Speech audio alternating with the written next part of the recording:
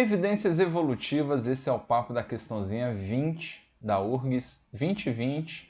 E cara, a gente vai fazer naquela pegada que vocês gostam pra caramba. Eu já vou falar, meu irmão, da questão, vou falar de outros tópicos, vou fechar esse conteúdo todinho aí nessa questãozinha muito boa, né? Simples, porém boa pra gente revisar. Beleza? Vamos com tudo, segue a vinheta.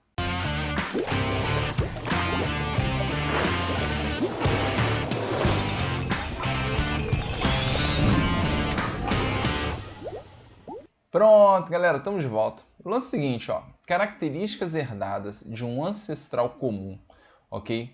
E que são compartilhadas por duas ou mais espécies. Denominam-se...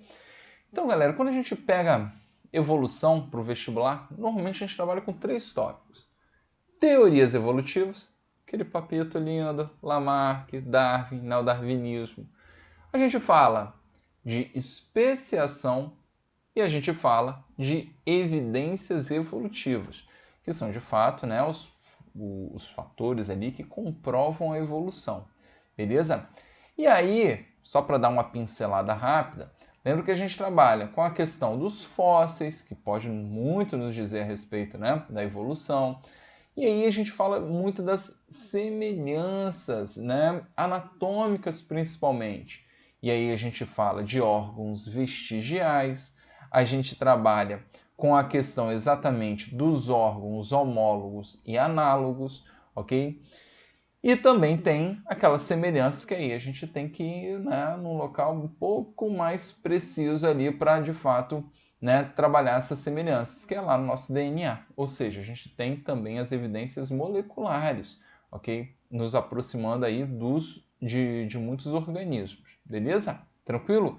E daí você consegue, meu irmão, trabalhar, né, a filogenia, né, de fato a origem das espécies e tudo mais.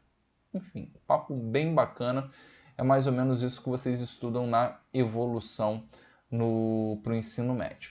Aí, quando a gente trabalha com essa questão de órgãos, né, características né, originadas aqui ó, de um ancestral comum e compartilhado por duas ou mais, a gente cai muito na ideia do que eu coloquei aqui, trouxe essas duas figurinhas, ok? Repare que eu estou trabalhando aqui com um mamífero, provavelmente um ancestral comum a todos esses outros mamíferos aqui.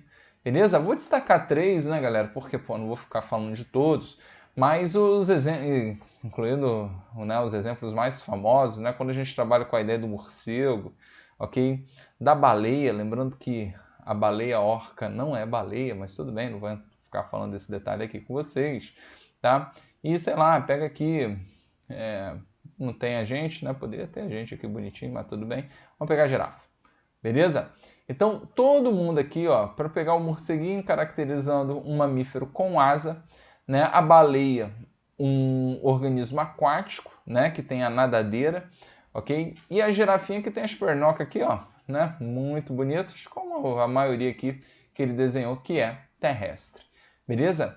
E do lado de cá, eu peguei uma galerinha, ó, que está caracterizando aqui ó, os peixes cartilaginosos e ósseos. Tem um pinguinzão aqui, que é uma ave, e tem os mamíferos aqui bonitões, beleza? E que todo mundo vive aonde?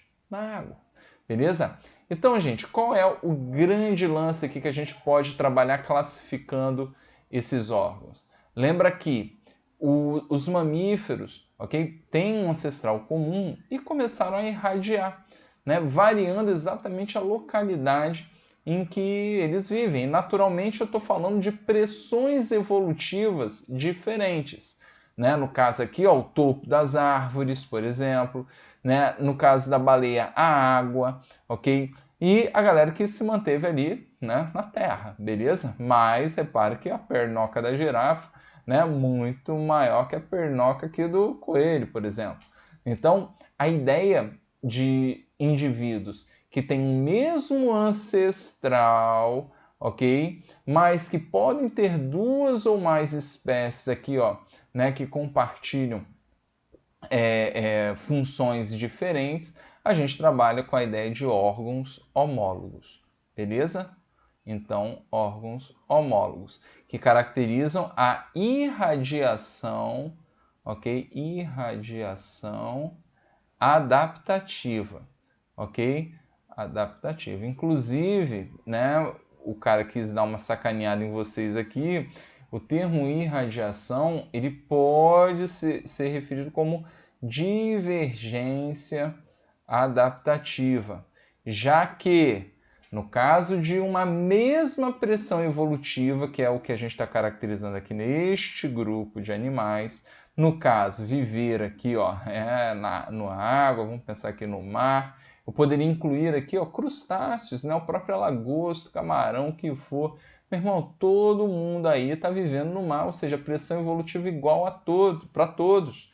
Portanto, esses órgãos são chamados de órgãos análogos, ok? Possuem a mesma função, mas as origens são totalmente diferentes. Então, a gente está trabalhando com a ideia de convergência adaptativa. Convergência adaptativa. Show?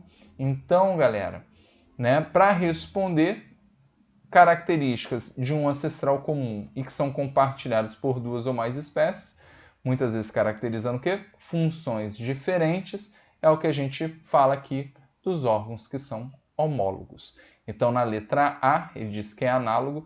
Na letra B, aqui ele fala, ó, ele denominou de maneira equivocada, porque isso aqui é a questão da adaptação, ok?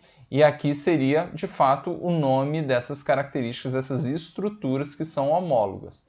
Eu achei maldade demais o cara botar na opção aqui a ideia da divergência, né? A adaptação é divergente, não a estrutura como ele pediu aqui, tá? E aí ele fala de homoplasia, heterólogos, aqui ele viajou total, tá? Então realmente ficou C de cuscuz.